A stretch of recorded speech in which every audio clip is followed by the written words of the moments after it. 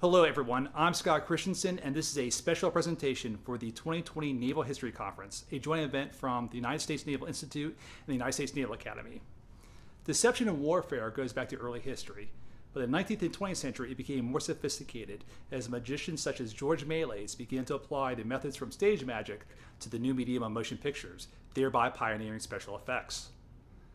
As the movie industry grew and technology improved, these effects became more convincing.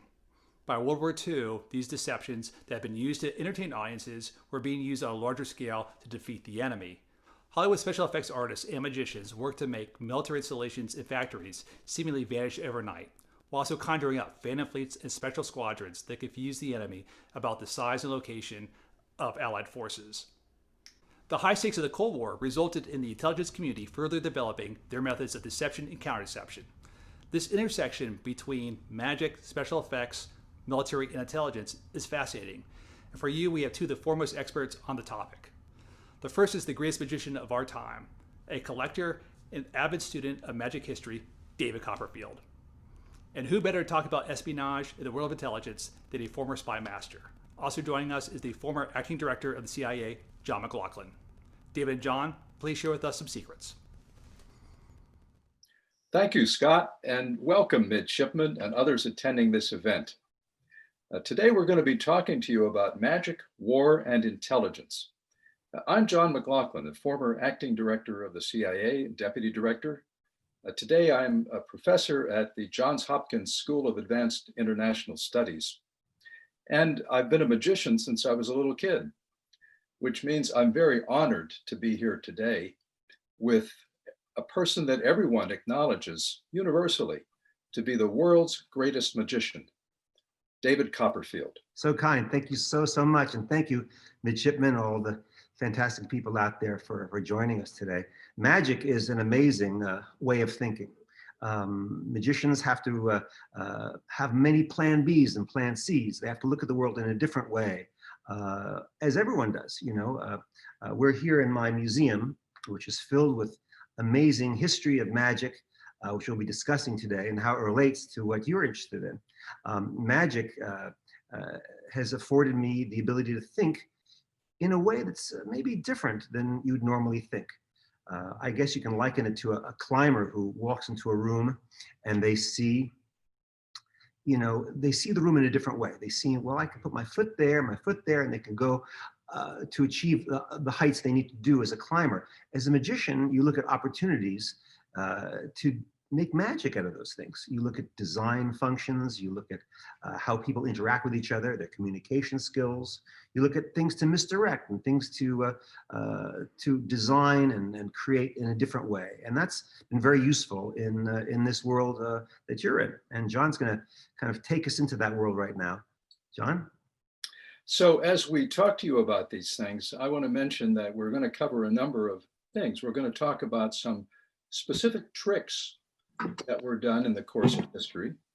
We're going to talk about some techniques that magicians have used and brought into the world of war and the world of intelligence.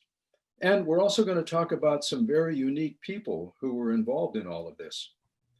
Among those we're going to talk about is a gentleman, a Frenchman, who was very famous in the 19th century and someone to whom magicians today still look for a lot of inspiration and a lot of the history of this art, and who played an important role in history. And David, I think, has a special insight into this individual by virtue of some of the things in his museum. David? This is a room that honors a man named Robert Houdin. Robert Houdin, we think of as the father of modern magic. Back in the mid-1800s, he created and invented many things, new technologies, like these mystery clocks that tell time, even though the handle is attached to a piece of glass. You can look it up, Google it. Mystery clocks do amazing things. He took magic off the streets, off of these performers who would have like conical hats and do kind of wizardy things, and made it kind of a common dress and common. He dressed like a common man, let's put it that way. And he did something very, very special with a box very similar to this, but a light and heavy chest. It's an amazing story, and John can fill you in. Great, thank you, David. Well, here's the story. It's 1856, and we're talking about Algeria. Now, France had begun colonizing Algeria in 1830, and it was a difficult job for the French and for the Algerians. And about 1856, it turns out there were some people in Algeria, influential leaders of one of the sects there, the Marabouts, who were not completely in line with French policy. And the French government, according to this story, and there's much that we don't know about it, but we think the essentials are correct. The French government asked Robert Houdin, famous magician, to come out of retirement and do a performance in Algeria in order to impress the Algerians with some of the miracles that France commanded. And Robert Houdin went there and he did his usual performance, a brilliant performance as a magician. But that light and heavy chest that David just showed you played an important role in it in the following way. He first had an Algerian boy pick the chest up, which he did with no trouble. And then he asked one of these chieftains, Algerian chieftains, to pick it up. And that person could not do so because Robert Houdin claimed that he was able to take away his strength, that this was the power of France. He couldn't pick it up. Well, it turns out that he was using electromagnetism, which at that time was not well known outside of a tight scientific community. And so he was using technology basically to perform a magic trick, which is not uncommon. Technology and magic have gone forward through history together. And apparently this convinced people in Algeria that indeed France possessed powers that were not available locally and enhanced France's power there. Now I'm going to move along here to World War II and talk about this gentleman, not a household word, but in the world of intelligence and deception, he is. This is Brigadier General Dudley Clarke, a British officer. And the first thing I want to tell you about Dudley Clarke that connects him to our presentation is that he was the nephew of one of the great well-known magicians of Great Britain around 1910, 1920, that era. This was Sidney W. Clarke, who headed an organization called the Magic Circle, one of the most prestigious and earliest magic societies in the world. So Dudley here was his nephew and learned card tricks and such as a boy. Now, I can't prove to you that that's how he did his deception in war, but I strongly believe that thinking like a magician, the point David made right at the beginning of this presentation, was one of the things that helped him be such a great master of deception. He became head of a group called A-Force, which was the major British deception unit in World War II. And he was active in the Middle East, was active in North Africa, and he also had a hand in Operation Bodyguard, which was the deception operation put into practice before the invasion of Normandy in 1944. And not surprisingly, given his history, he had at least one magician working with him whose name was Jasper Maskelyne, a well-known British magician. And I think David is going to say a few words about Maskelyne. Well, Maskelyne came from a long dynasty of great magicians. The Egyptian Hall, Maskelyne, Devant, Maskelyne, and Cook. Many creations of magic were done by the Maskelyne family. It created a lot of pressure, I think, for Jasper to kind of live up to the family name and reputation. And he did so in many ways with his work in World War II. As many magicians do, they make things grander than perhaps the truth is. There's two sides of it. One is invention and creation. He did invent some things, which John will tell you about, which are real and really wonderful. Of course, the publicity of it all was that he made things disappear, ports disappear, and forts disappear, and so forth. That's a little bit questionable, but without a doubt, he did create some things in his to help his family legacy in World War II, which I think they should be very proud of. Yeah, as David indicated, Maskelyne's role was embellished by himself and others, but scholars have looked into what he was doing and determined that indeed he did have a serious role and that he was particularly effective in the development of camouflage.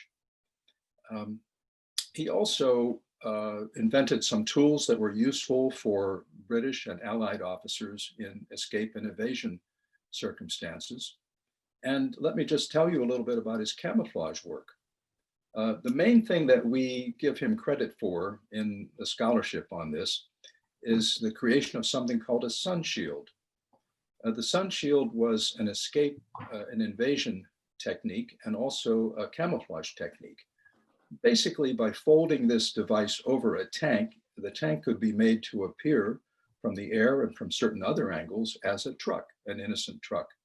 He also put together a little device that erased in the sand, this was in North Africa, erased in the sand the treads that any tank are certain to leave behind, and gave the impression that what was rolling under this camouflage cover was actually a truck. Now, he made tools for escape and evasion.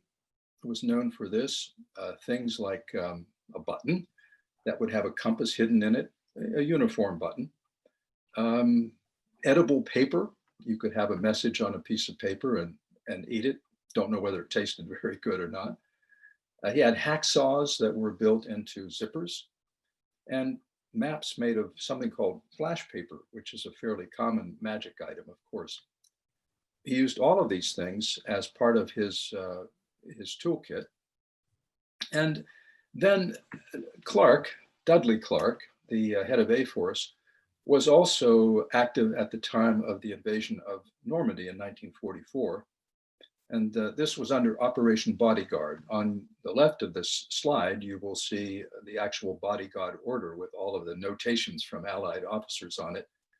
And the most famous example of this period was the inflatable tank, a rubber tank that could be lifted by men, as you see here. And enough of these, along with other kinds of similar deceptions, weaponry, artillery, and such that was false, could be used to create a kind of ghost army in a place that you wanted the Germans to look rather than where you were actually massing forces for the invasion. Now, during this period of time, Maskelyne was focused on escape and evasion training, and he was actually given a good deal of credit, including by American forces, for the lectures he would give to prepare people for what they would have to do if they were captured. And he also invented some tools that were useful for resistance forces in various places. So this is a resistance force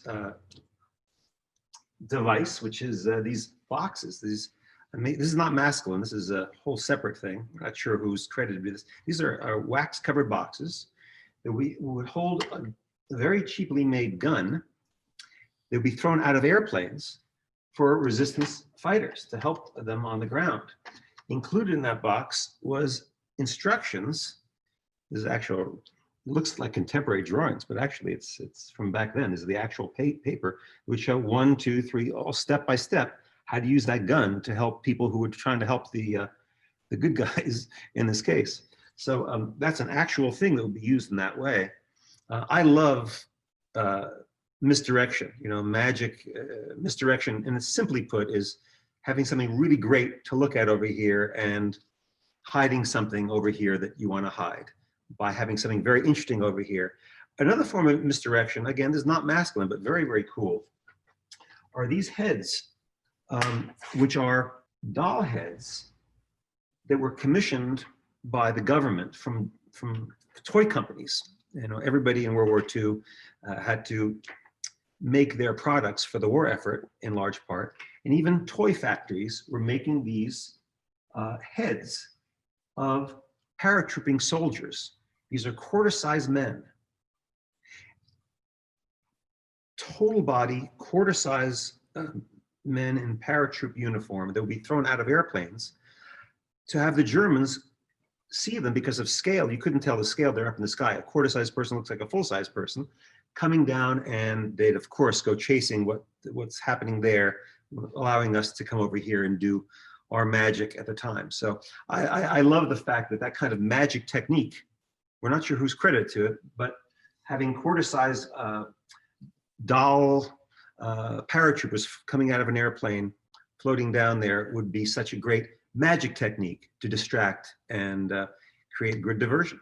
This was very much in line, David explains, very much in line with some gadgets that were also designed at this time by another British intelligence unit called MI9. You may have heard today of units called MI5 and MI6. Those are the main ones in Britain today. But in the wartime, MI9 was dedicated to creating gadgets similar to the ones that David just talked about, to help people if they were captured, or to carry into battle weapons that would not be apparent, or to be used by resistance fighters who weren't supposed to have weapons. So some of them are here. In the upper left, you see a pen that is actually a compass concealed. You see dice. The dice were part of board games and other games that people would carry around with them during wartime. You can see the dice can contain a message without revealing its contents. A pen that could turn into a dart pen. Razor blades that were magnetized in a way that would allow them to operate as compasses.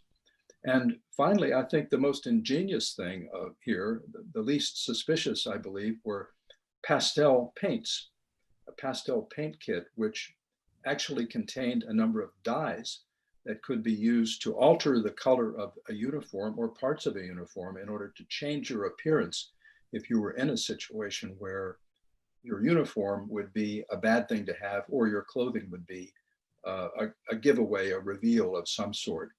And David actually has a number of other items along this line that he will show you in 3D to give you a sense for what some of these things look like and what they did.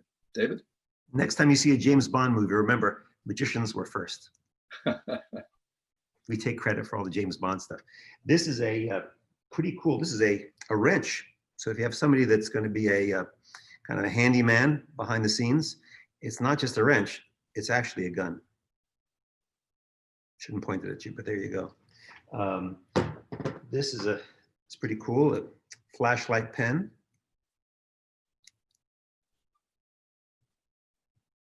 Bang, bang, pretty cool. Nice. A pipe, maybe a firearm. Even this lady's coin purse. Sorry. If you have a nickel here and a little pin, if you need to get documents or messages to somebody and you have to carry a nickel with you, and if you push it there, it will open up and you can conceal information or other items inside that nickel, only openable if you have this little pin. But even the purse itself is pretty awesome. If you're in trouble, push the button there and it becomes a firearm, which inside is pretty interesting. So, thank you, David. I'm going to take you now to what I call Dudley Clark's masterpiece. I felt with midshipmen in the audience, we needed to do at least one example of ingenuity at sea, and this is a rather macabre one, but one I think that is famous in the intelligence world. So here's the situation. It's 1943. The Allies have prevailed in North Africa against the Germans. That was Operation Torch. And they are at the front end, at the beginning of Operation Husky, which was the operation planned to invade Southern Europe through Italy. Churchill looks at the map, you see it here, and he says, look, it's obvious to any damn fool, quoting him, that the place we're going to attack is Sicily. Where else would we attack? So I want a deception plan that convinces Hitler we're going to attack somewhere else. Well, it was naval officers who came up with the idea of actually using a corpse as a kind of deception device. How do you get a corpse? Well, they went to a morgue and they found a corpse of a vagrant. We think it was a vagrant. And they actually asked permission of the parents. They found the parents if they could use this corpse. The parents said yes, provided this corpse, our son, gets a Christian burial. They agreed to that, and then they managed to document this corpse, this individual, as Major William Martin, with identity cards and what we in the intelligence world call pocket litter, meaning all of the things we carry around that identify us. A photograph of his supposed fiancée, bills from various stores, officer club membership, and so forth. And they stuffed his briefcase with documents, including some signed by the highest officials in the British military, indicating that he was apparently a courier taking these somewhere in the Mediterranean to senior officers. The documents all indicated that the attack was going to come not in Sicily, but in Greece or in Sardinia or southern France. They set the corpse ashore from adrift from a British submarine off of Spain, knowing that the tides then would take the corpse up onto the shore of Spain, and knowing that the Spanish, then having a fascist government, would transfer these documents and things to the Germans. The Spanish were neutral, but they were close to the Germans. That all happened. The documents made their way back to the German intelligence service. They looked at all of this and they concluded they were genuine. And Hitler actually thinned out his forces on Sicily, making the Allied invasion when it came somewhat easier. It was still tough, but somewhat easier. And he created a whole new headquarters in Greece, even brought General Rommel, the famous General Rommel, back from the Eastern Front to head that that new headquarters that he didn't need. And basically, as some British officer said, mincemeat was swallowed whole. A deception that worked and that made the Allied attack on Sicily and then later on southern Europe and Italy easier than it otherwise would have been, with fewer casualties. So I have no idea whether there was a magician involved in this, other than the fact that it occurred under the umbrella of Dudley Clark's operation, the nephew of a great magician. And as I look at it, I'm sure David would agree, this looks like misdirection, but on a very, very large stage. And let me give you another example of that very quickly, a more contemporary one. If we go to 1990 and we look at the Persian Gulf War, Desert Storm, very few people know that the commander of that operation, General Norman Schwarzkopf, was actually an amateur magician and a member of the International Brotherhood of Magicians.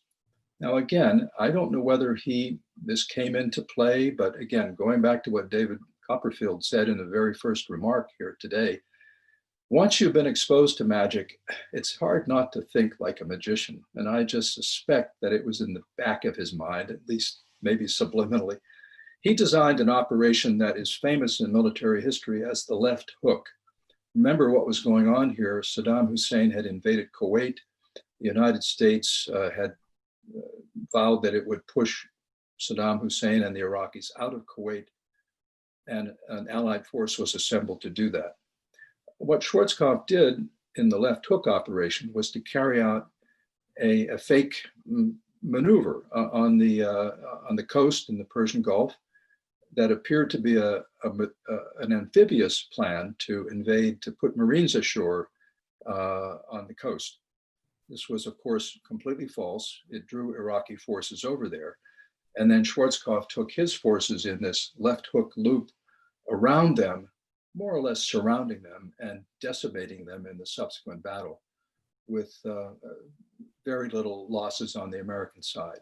Classic economy of force operation, saving our forces, conserving them. Was Schwarzkopf thinking like a magician? I can't prove that. But I look at this and I say, that is a deception operation that would come out of the mind of someone thinking like a magician. Now, David has special insight on this next individual, John Mulholland, and he's going to say a few words to you about John Mulholland. This museum began as John Mulholland's collection, the Mulholland Library of Conjuring Arts. And John Mulholland was an author, an inventor. He had the Sphinx magazine for magicians, and he was Houdini's friend. And when Houdini passed away, he gave half of his library to the Library of Congress, and the other half he gave to John Mulholland. And when I bought the Mulholland Library, which is about 20% of what you're seeing here, I began this quest of magic history and learning and all that. And magic, just so you know, is inventions, new technology and techniques. We invent things with iPhones now. My show is filled with magic that deals with digital age, magic that deals with design. So a lot of invention. Then there is storytelling, which goes back to the Operation Mincemeat story that John was talking about. How do you tell that story to them properly? How do you communicate those ideas in a convincing way? So it's invention, storytelling, and a way of thinking that's interesting.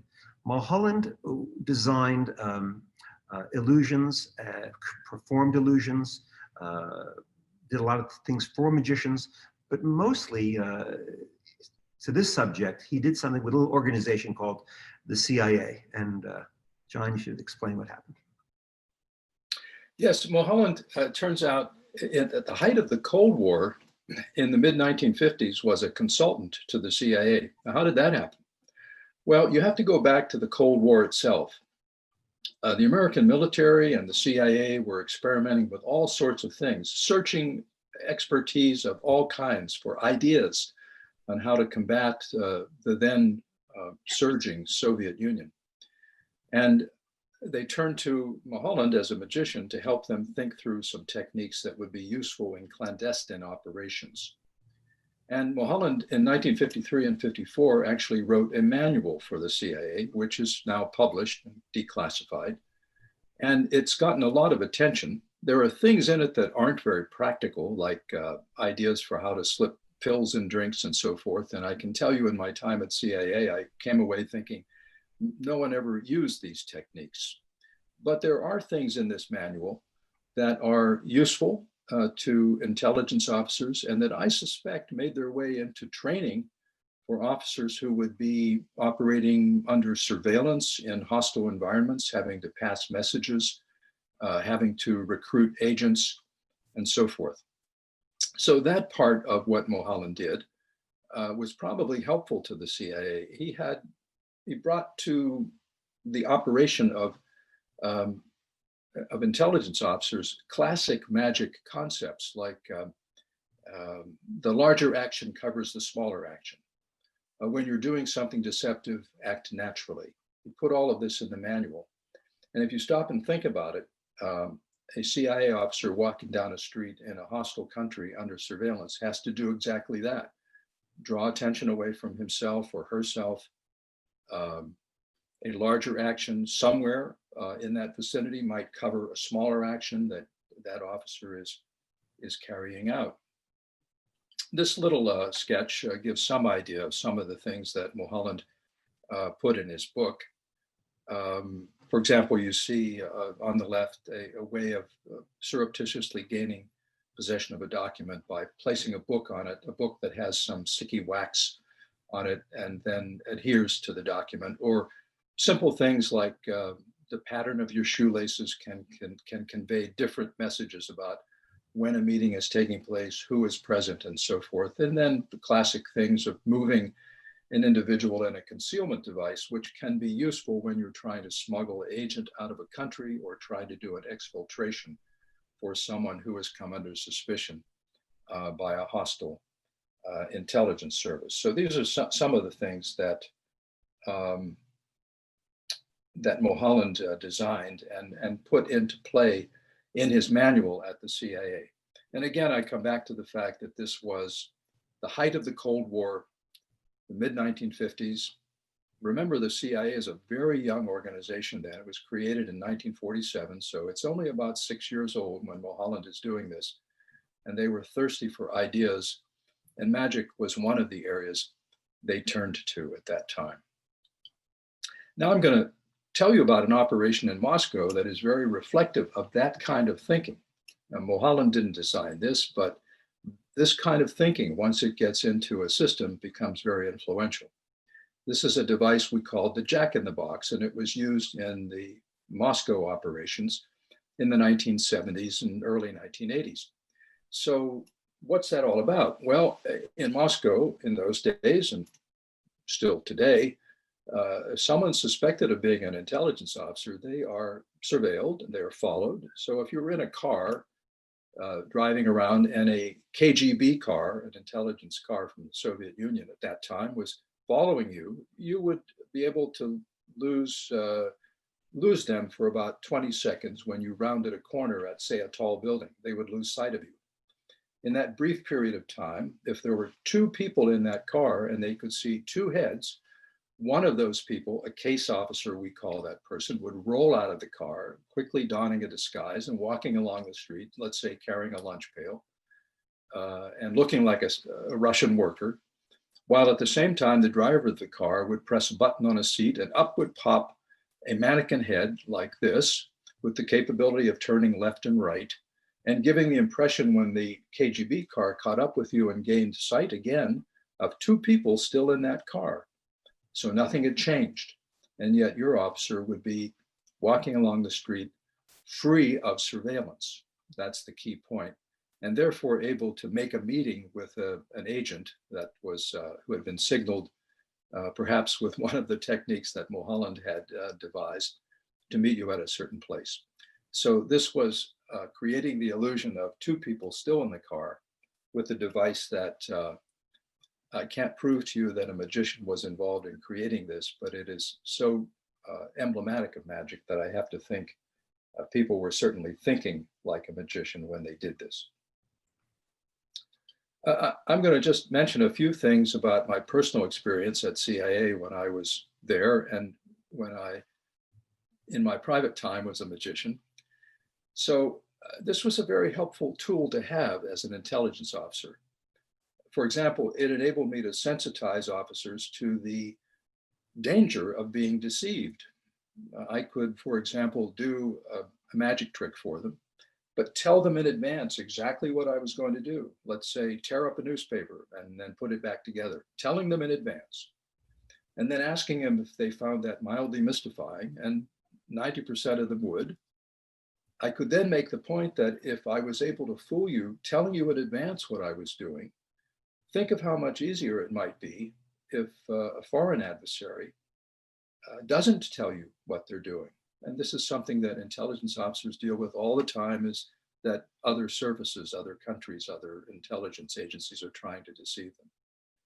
Also, magic was a very good icebreaker. When I would meet with foreign intelligence services, we would have an occasional meeting, even with ones that were adversaries like the Russians. And nothing broke the ice better than if they knew I was a magician, they would ask to see something, and a card trick would just loosen everyone up. Magic, as David Copperfield knows, having done 10 world tours, is a universal language. And so immediately it takes people to a human level. In other countries, particularly in Asia, I would find that people were very formal and very stiff in formal meetings. But if we went out at night and I was able to do a little magic, once again, it loosened everyone up. And the next day we were just people talking.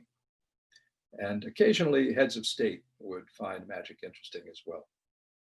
And so magic served me very well as an intelligence officer. The one final point I would make is that many principles of magic are useful to people operating in clandestine circumstances. And I would use this to train some of our officers. For example, in any magic trick, something can go wrong.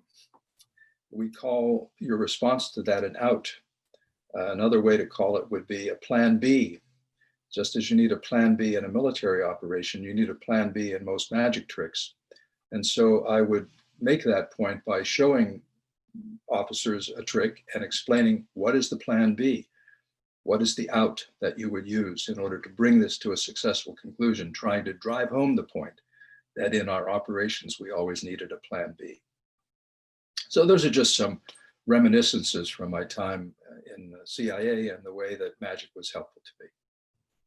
Well, I think we're near the end of our program here today, and I just want to say on behalf of myself and David, what a pleasure it's been to be with you and to talk to you about intelligence, war, and magic, and some of the people involved and the operations and how all of this came together at different points in history, all the way back to the 19th century. And I think David may have something for you. Say goodbye. I have a little friend here. Watch it can move and move. Goodbye, midshipman.